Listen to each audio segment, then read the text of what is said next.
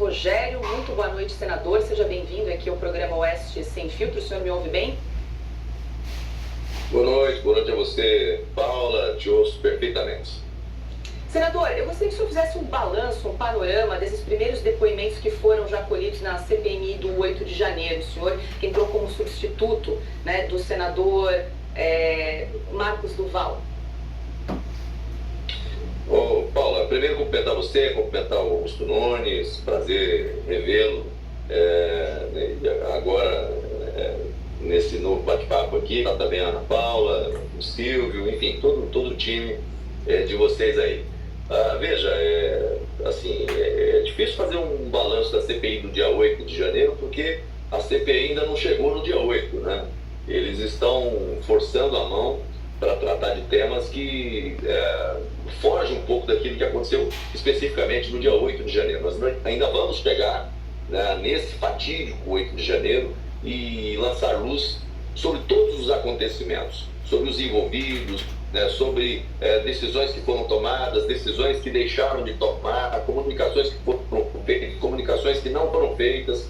Mas até agora, a tropa de choque do governo tem tentado dominar a pauta da CPI, né, fazendo convocações apenas para tentar manter a narrativa, né, de atentado contra a democracia ou de tentativa de golpe. Algo absolutamente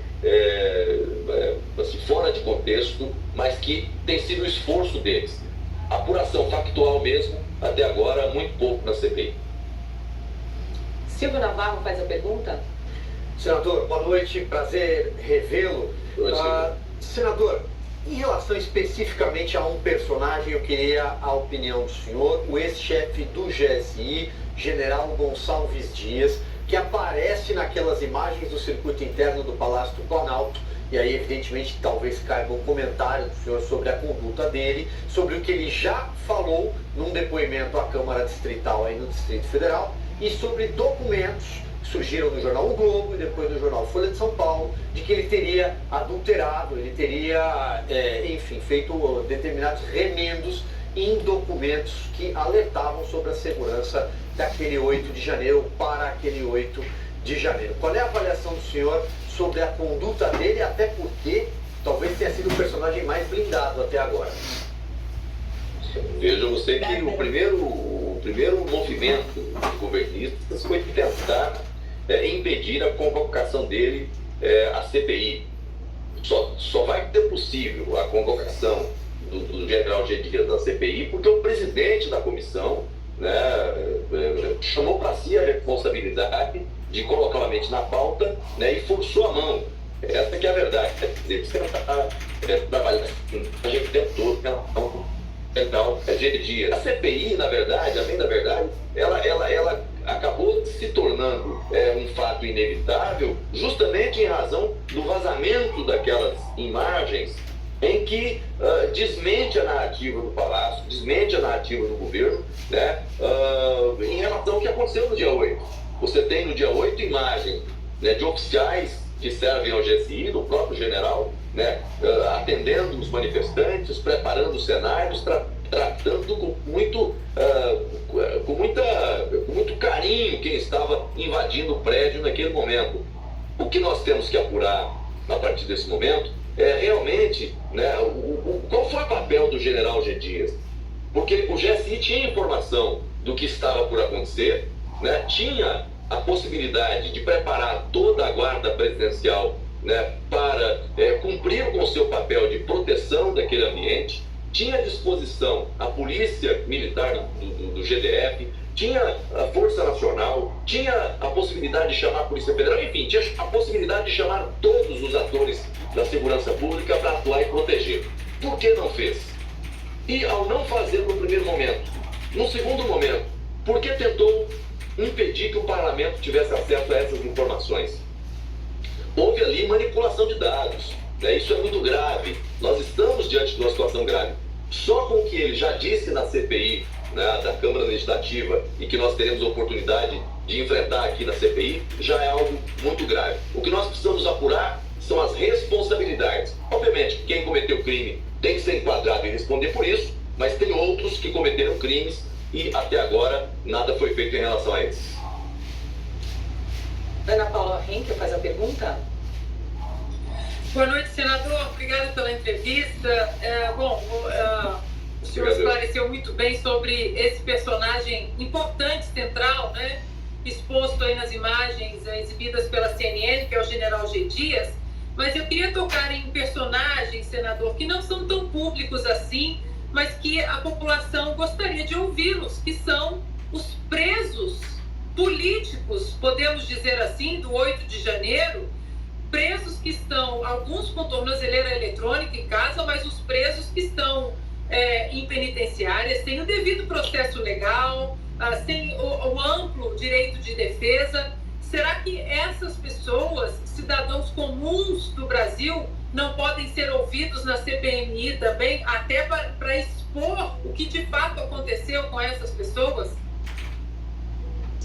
Ana Paula, esse também é o nosso desejo. Nós queremos ouvir, né, para além daqueles não convocados e que tanto, né, os governistas convocaram quanto nós da oposição também convocamos, mas nós temos esforçado, tentado dialogar muito, especialmente com o presidente da CPI, com a relatora, da necessidade de darmos voz àqueles que estão presos e muitos deles, boa parte deles, pessoas que não deveriam estar encarcerados. É preciso separar quem cometeu crime de quem não cometeu. É separar o joio do trigo. Eu tenho usado essa expressão no âmbito da CPI, mas até agora a gente não tem conseguido chegar a esse ponto. Mas eu tenho percebido muito boa vontade por parte do presidente da CPI de fazer uma CPI de uma forma que facilite fazer as oitivas de todos que tiverem que ouvir. Acho que esse é um ponto central. Talvez a CPI não cumpra outro papel mais relevante, mas se ela conseguir lançar luz ao que de fato aconteceu, e aí é preciso, a gente às vezes eu vi agora há pouco a fala do Augusto Nunes, né? É um momento de apagão de garantias que o Brasil está vivendo, e tem muita gente com medo de vir à CPI, com medo de falar, outros com medo de denunciar, mas é preciso enfrentar, porque a vida, né, a política, né, e às vezes jurídica também é pendular. E eu tenho dito isso, inclusive, para quem é da base do governo, né? A relativização que se tem hoje de garantias, de direitos, nesse cenário, é algo que daqui a pouco, um pouco mais à frente, vai acabar sendo também um tropeço para aqueles que hoje aplaudem, né, algumas medidas que são medidas duras e que são medidas que desafiam a Constituição Federal. Então, acho que ouvir essas pessoas que estão presas, tem um jornalista lá do meu estado, o estado de Rondônia, preso, né, que no dia estava fazendo cobertura aqui em Brasília, está preso, né, e no caso dele, a própria família me fez um pedido que o convocasse, e eu apresentei o requerimento para tê-lo na CPI também para ser ouvido. Perfeito. Rapidamente, senador, nessa semana, Arthur Lira suspendeu as sessões da CPMI. Tem previsão de retomada dessas sessões nas próximas semanas? Vai ocorrer durante o recesso? Qual a previsão? O presidente da CPI já disse que na próxima semana teremos reuniões da CPMI. Muito triste, assim, veja, eu até sou tentado a entender, né, o momento da Câmara dos Deputados de realmente colocar, né, reforma tributária, arcabouço, o arcabouço fiscal para votar na Câmara, mas é uma semana em que nós tínhamos muita pauta para a CPI, porque os governistas acusam, né, quem estava nas ruas e muitos que se manifestaram questionando, inclusive, a questão das urnas eletrônicas e outras coisas, mas de antidemocráticos, né, de golpistas. E numa semana em que o presidente da República, em dois momentos, faz afirmações absolutamente comprometedoras. Não diz que a democracia tem conceito relativiza o conceito de democracia, né? E num outro momento ele faz culto ao comunismo. Então a CPI essa semana tinha muito conteúdo para além dos depoimentos que nós iríamos tomar, também para fazer esse enfrentamento. Quer dizer, imagine se o Bolsonaro, né, que democracia, conceito certamente que os militantes da esquerda estariam pedindo a ele.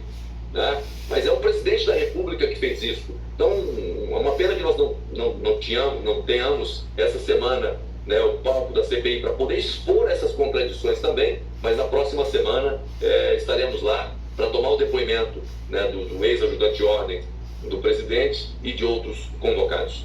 Perfeito. Nós conversamos com o senador Marcos Rogério. Muito obrigada pela entrevista, pela sua participação aqui no Sem Filtro. Até uma próxima, senador. Muito obrigado, parabéns a vocês pelo trabalho aí.